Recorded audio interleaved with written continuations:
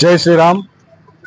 ఏదైతే ఈ 2-3 రోజుల నుంచి జరుగుతున్న ప్రచారం ఏదైతే కేంద్రం నుంచి వచ్చిన 37,40,00,000 రూపాయలు కోరుట్ల మెట్పల్లి పట్టణానికి యుఐడిఎఫ్ అనే ఒక ఏదుందో దాని ద్వారా మంజూరైన యుఐడిఎఫ్ అనే మన డెవలప్మెంట్ ఫండ్ ద్వారా ఈ నిధులు మంజూరైనాయి. దీనికి ఇదే మీకు పత్రికాముఖంగా చూపిస్తున్నా. ఇది చూడండి, కేంద్రం వాటా ఎంత ఉందన్న చెప్పండి మీకు కనబడుతుంది. ఇలా కోరుట్లకు వచ్చేసి జీవో కాపీ 18,70,00,000 మన కోరుట్ల పట్టణానికి వచ్చినాయి. దీన్ని కొన్ని పార్టీలు కాంగ్రెస్ కావచ్చు, టీఆర్ఎస్ కావచ్చు, మా నిధులు మేము మంజూరు చేసాం రాష్ట్రం నుంచి అని చెప్పుకుంటారు కదా, వాళ్ళకి ఇదొకటే సమాధానం, జీవో కాపీ ఒకటే.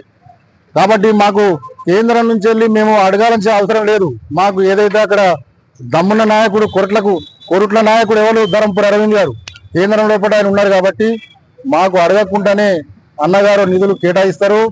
ఏదైతే మేము అడగక ముందే నవోదయ స్కూలే కావచ్చు, ఇటు మన కోట్లపట్నం నవోదయ స్కూల్ వచ్చింది, ఆల్రెడీ స్టార్ట్ అయింది, తరగతులు నడుస్తున్నాయి. ప్లస్ ఇంకోటి చలిగాల్లో కూడా మన కేంద్రీయ విద్యాలయం కూడా అక్కడ కూడా శాంక్షన్ అయింది.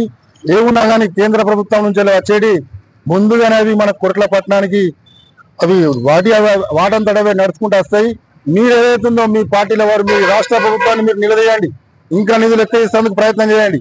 అంతేగాని కేంద్ర నిధులను మా నిధులను చెప్పుకోవడానికి ఇది సరికాదని చెప్పని ఒకసారి విన్నవించుకుంటున్నాము.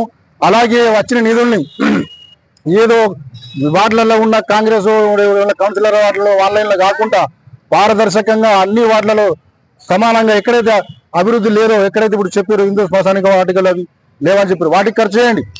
ఎక్కడెక్కడైతే అభివృద్ధి లేని ప్రాంతం ఉందో అక్కడ మొత్తానికి ఖర్చు చేయాలా, అన్ని వార్డులకు దాన్ని బట్టి పారదర్శకంగా సమానంగా ఖర్చు చేయాలని చెప్పని